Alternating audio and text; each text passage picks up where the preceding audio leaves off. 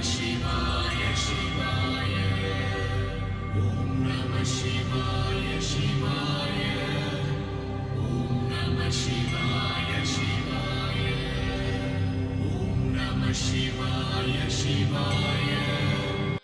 നമഃ ശിവായ. നമസ്തേ സജ്ജനങ്ങളെ, അനന്തപുരിയിലെ ഉത്സവ കാഴ്ചകളിലേക്ക് സ്വാഗതം. ഹരിപ്രിയ പ്രൊഡക്ഷൻസിൻ്റെ ഭക്തി നിർഭരവും ആചാര അനുഷ്ഠാനങ്ങൾക്കും ക്ഷേത്രോത്സവങ്ങൾക്കും പ്രാധാന്യം നൽകി വീഡിയോ പകർപ്പായി സൂക്ഷിക്കുന്ന ഞങ്ങളുടെ സംരംഭത്തിൽ ഇന്ന് തിരുവനന്തപുരം തിരുവിതാംകൂർ ദേവസ്വം ബോർഡിൻ്റെ കീഴിലുള്ള കഴക്കൂട്ടം ശ്രീ മഹാദേവർ ക്ഷേത്രത്തിലെ മേട തിരുവാതിര മഹോത്സവം 2024 മെയ് 3 മുതൽ 12 വരെ നടക്കുകയുണ്ടായി. അതിൽ മേട തിരുവാതിരയും 10ാം ഉത്സവ ദിവസവുമായ 12-ാം തീയതി ഞായറാഴ്ച വൈകുന്നേരം ക്ഷേത്രാങ്കണത്തിൽ നടന്ന കഴക്കൂട്ടം ശ്രീ മഹാദേവരുടെ ആറാട്ട് പുറപ്പാടിൻ്റെ പ്രസക്ത ഭാഗങ്ങളെ അണിയിച്ചൊരുക്കിക്കൊണ്ട് ഹരിപ്രിയ പ്രൊഡക്ഷൻസ് ഈ വീഡിയോ ഭക്തിപുരസ്സരം ഭക്തജനങ്ങൾക്കായി സമർപ്പിക്കുന്നു. കേരളത്തിലെ അതിപുരാതനമായ 108 മഹാക്ഷേത്രങ്ങളിൽ സുപ്രധാനമാണ് സൂര്യകിരീടമായി പ്രഭ ചൊരിയുന്ന കഴക്കൂട്ടം ശ്രീ മഹാദേവ ക്ഷേത്രം. സപ്തർഷികളാൽ ആരാധിക്കപ്പെടുന്ന ദക്ഷയാഗത്തിന് ശേഷമുള്ള തപസ്സനുഷ്ഠിക്കുന്ന ഋഷിഗിരിവരനാണ് പ്രതിഷ്ഠ. 8.4 അടി പൊക്കവും 5 അടി ചുറ്റളവുമുള്ള കൃഷ്ണശിലയിൽ നിർമ്മിച്ച ശിലാലിംഗമാണ് പ്രധാന പ്രതിഷ്ഠ. ശിവലിംഗത്തിൻ്റെ മുന്നിൽ 2 ഭാഗം മറഞ്ഞും 1/3 ഭാഗം ദർശനം ലഭിക്കുന്ന നിലയിലും കാണുന്നു. തപസ്സനുഷ്ഠിക്കുന്ന ശിവനാണ് ക്ഷേത്രത്തിലെ പ്രധാന പ്രതിഷ്ഠ. ബിംബത്തിൻ്റെ ആദ്യ ഭാഗം പീഠനിരപ്പിൽ നിന്നും മധ്യഭാഗം ത്രികോണാകൃതിയിലുള്ള കരിങ്കൽ ചീളുകൾ ലിംഗത്തിന് ചുറ്റും അടുക്കി 4 ശിലാപാളികൾ മീതെ വെച്ച് പീഠമാക്കി അഷ്ടബന്ധം ഉറപ്പിച്ചിരിക്കുന്നു. ക്ഷേത്രത്തിന് ചുറ്റാകെ ഗണപതി ക്ഷേത്രം, നാഗത്തറ, ശ്രീകൃഷ്ണ ക്ഷേത്രം, ഉപദേവതകളിൽ 2ാമത്തെ പ്രതിഷ്ഠയായ പടിഞ്ഞാറ് ദർശനം നൽകുന്ന ശ്രീ മഹാവിഷ്ണു ക്ഷേത്രവും ക്ഷേത്രത്തിൻ്റെ തെക്കു പടിഞ്ഞാറായി തന്നെ ശാസ്താ ക്ഷേത്ര പ്രതിഷ്ഠയും നടത്തിയിട്ടുണ്ട്. ക്ഷേത്രത്തിൻ്റെ ശ്രീകോവിലിന് വടക്കുഭാഗം ചേർന്ന് ചെറിയൊരു ശിവക്ഷേത്രം കാണാം. 1470 ക്ഷേത്ര പുനർനിർമ്മാണ വേളയിൽ അനുബന്ധമായി നിത്യപൂജ തടസ്സമാകാതിരിക്കാൻ നിർമ്മിച്ചതെന്നും അതല്ല 1725 കഴക്കൂട്ടത്ത് പിള്ള അധികാരത്തിന് കീഴിൽ തപശിവൻ ശീഘ്രവരദായകനല്ലാത്തതിനാൽ ശീഘ്രവരദായകനായ മംഗളശിവനെ പ്രതിഷ്ഠിച്ചതാകണമെന്നും 2 പക്ഷമുണ്ട്. ഐതിഹ്യത്തിൽ 2ാമത്തേതിനാണ് കൂടുതൽ പ്രാധാന്യം. കേരള ശൈലിയിലുള്ള തച്ചുശാസ്ത്ര പ്രകാരമാണ് ക്ഷേത്രം നിർമ്മിച്ചിരിക്കുന്നത്. ക്ഷേത്രത്തിന് ചുറ്റാകെ 4 അമ്പലവും 4 അമ്പലത്തിൽപ്പെട്ട യഥാക്രമം ബലിക്കൽപുര, ഇടതുഭാഗത്ത് പാരായണ മണ്ഡപം എന്നിവ കാണാം. കൂടാതെ നമസ്കാര മണ്ഡപം, സോപാനം, മുഖമണ്ഡപം, ശ്രീകോവിൽ 3 നില മച്ചുകളായി ചെമ്പുമേഞ്ഞിരിക്കുന്നു.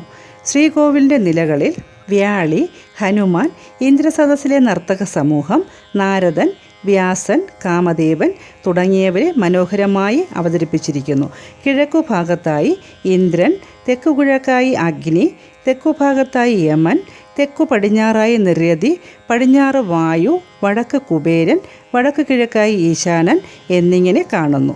സപ്തർഷികളെയും തപസ്സനുഷ്ഠിക്കുന്ന ശിവമുഖങ്ങളെയും അതീവ ചാരുതയോടെ ക്ഷേത്രത്തിന് ചുറ്റാകെ ചിത്രീകരിച്ചിരിക്കുന്നു. 3ാം നിലയിൽ കിഴക്ക് ഇന്ദ്രനും തെക്ക് ശിവനും പടിഞ്ഞാറ് നരസിംഹവും വടക്ക് ബ്രഹ്മാവിനെയും രൂപകൽപ്പന ചെയ്തിട്ടുണ്ട്. വാതായനത്തിൽ ഓർദ്ധൻ, പാർത്ഥവൻ എന്നീ ദ്വാരപാലകന്മാരെയും കൊത്തിവെച്ചിട്ടുണ്ട്. ക്ഷേത്ര ചുറ്റമ്പലത്തിൻ്റെ തെക്കുഭാഗം ചേർന്ന ശിലാസ്ഥാനത്ത് വട്ടെഴുത്ത് ലിപിയിൽ ശിലാലിഖിതങ്ങൾ കാണാം. മലയാളവും തമിഴും കൂടിക്കലർന്ന ഭാഷാ സംസ്കാരം നിലനിൽക്കവേ തന്നെ മലയാളത്തെ തമിഴിൽ നിന്നും സ്വതന്ത്രഭാഗമായി മാറുവാൻ തുടങ്ങുന്നതിന് മുമ്പുള്ള ലിപികളാണ് വട്ടെഴുത്ത് ലിപികൾ.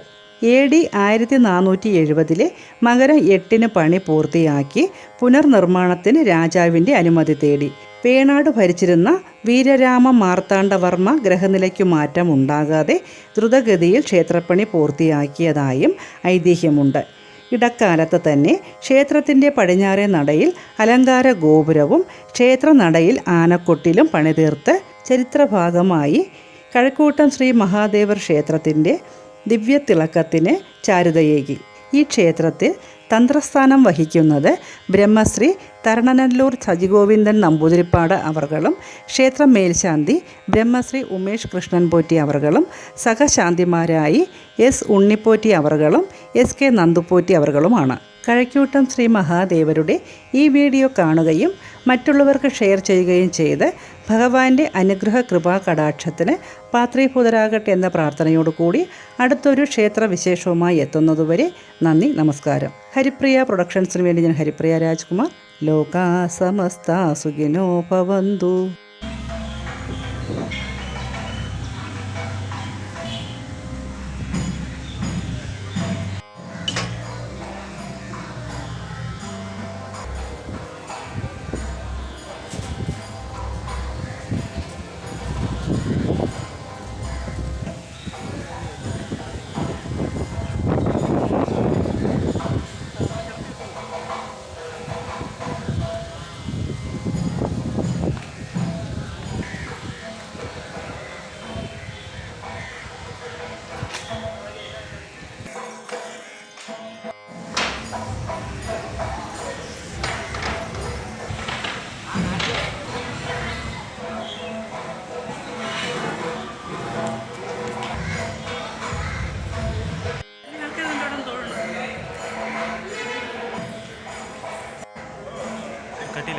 കട്ടിയല്ല